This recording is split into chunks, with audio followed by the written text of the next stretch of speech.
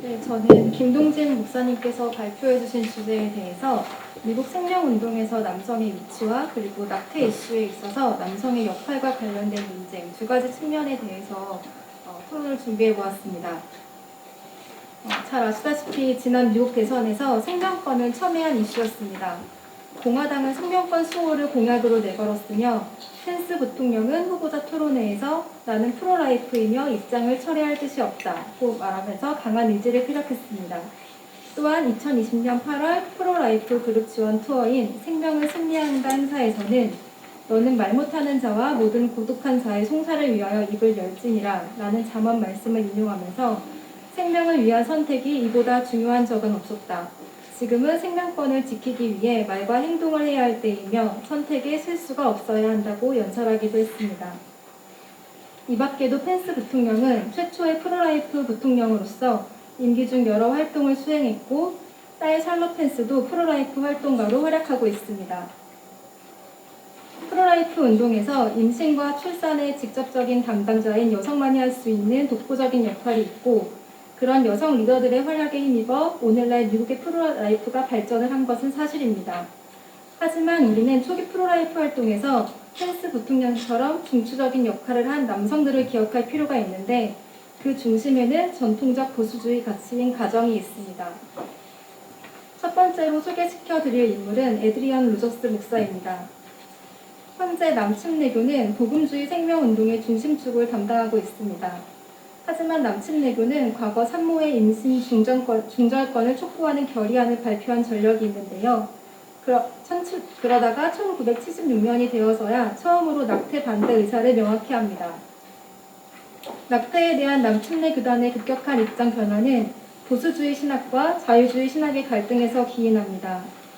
당시 남침내 교단 내에는 성경의 모호성을 부인하고 상징적으로 해석하려는 움직임이 있었습니다. 그 결과 1970년 남침내교 주일학교 이사회 설문조사회에서 70%의 목회자들은 산모의 여러 가지 이유를 위해 낙태를 지지한다고 밝혔고 남침내교 신학교 폴 사이먼 교수는 하나님은 낙태에 찬성한다고 말하는 상황까지 펼쳐집니다.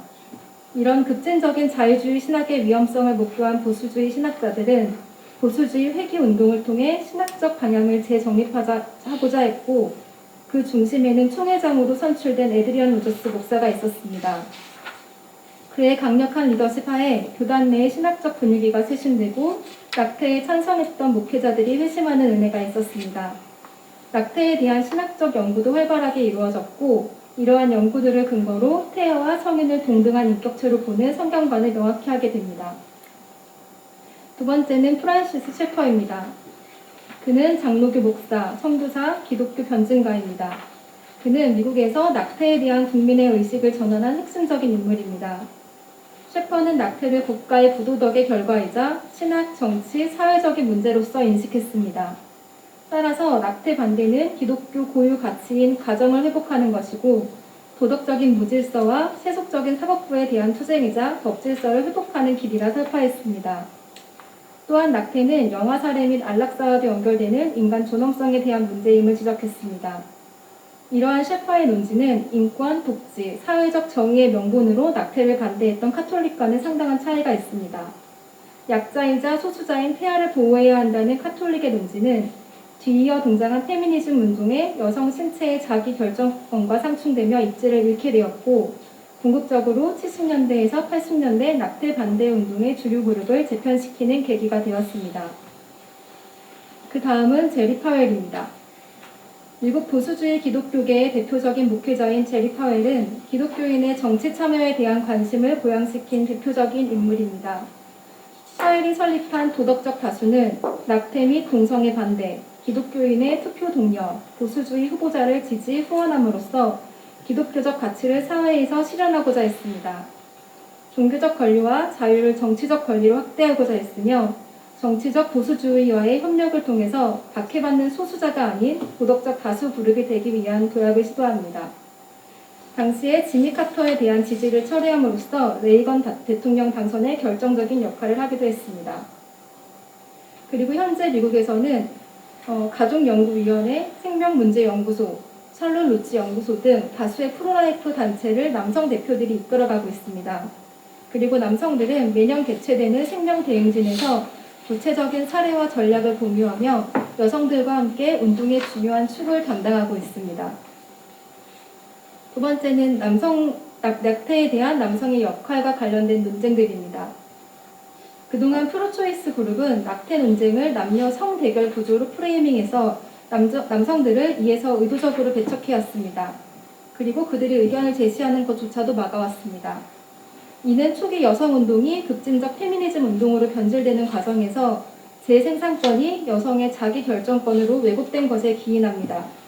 하지만 개인 또는 부부가 자녀의 수, 간격, 시기 등을 자유롭게 결정할 일련의 권리를 일컫는 재생산권은 임신을 할 것인지 하지 않을 것인지를 선택할 수 있는 권리이지 낙태를 할 권리는 아닙니다. 낙태는 이미 생산이 발생한 후에 생긴 일이기 때문입니다. 임신에 대한 선택은 여성의 자기결정권 안의 문제이지만 태아의 생명권은 여성의 자기결정권 밖의 문제입니다. 반면 최근 프로초이스 그룹에서도 남성들의 적극적인 참여를 촉구하는 변화의 조짐을 보이고 있습니다. 낙태 자유화를 위해서 개인들의 낙태 경험을 공유하는 단체인 Child Your Abortion은 이를 위해 남성들의 낙태에 대한 생각과 개인적인 경험에 대한 인터뷰 영상을 공개할 예정입니다. 과거 성대결의 구조로 남성들을 낙태 이슈에서 배척했던 이들은 남성들이 낙태 문제에 참여하지 않는 것은 유생인종에게 인종 문제를 스스로 해결하라는 것과 같다라는 새로운 논지를 펼치며 진영의 확장을 꾀하고 있습니다. 프로초이스 그룹 내 이러한 변화들은 낙태를 성대결로 구조화하는 것의 허구성을 반증하는 것이자 프로라이프 그룹 남성들의 참여 증가에 대한 반작용으로도 볼 수 있습니다. 아이러니한 것은 프로라이프 및 프로초이스 두 그룹 모두 남성의 책임을 강조한다는 것입니다. 이와 관련해서 김동진 목사님께서 남성 프로라이프 운동의 지향점은 여성의 보조적인 역할이 아닌 문제의 당사자로서 적극적으로 참여하는 것임을 잘 밝혀주셨습니다. 그 시작은 성과 생명에 대한 안일한 의식을 깨우는 교육이 되어야 할 것이며 이를 바탕으로 생명 제공자로서 책임을 지는 성숙한 남성상이 정립되어야 할 것입니다. 이는 단지 개인의 의식적 변화뿐만이 아니라 사회 시스템, 법과 제도의 정비를 통해서도 이루어져야 합니다. 50년 이상의 역사를 가진 미국 프로라이프 활동은 이제 막 지난한 여정을 시작한 우리에게 좋은 본보기가 되어줄 것입니다. 그리고 남성들의 적극적인 참여가 동반된다면 그 여정은 훨씬 수월할 것입니다. 펜스 부통령이 행사에서 Life is winning in America 라고 외쳤던 것처럼 우리도 한국에서 생명이 승리하고 있다고 외칠 수 있는 날이 곧 오기를 소망합니다. 그리고 끝으로 연구와 관련된 국내 자료가 거의 없는 어려운 여건 속에서도 귀한 발제를 해주신 목사님께 다시 한번 깊은 감사를 전합니다. 감사합니다.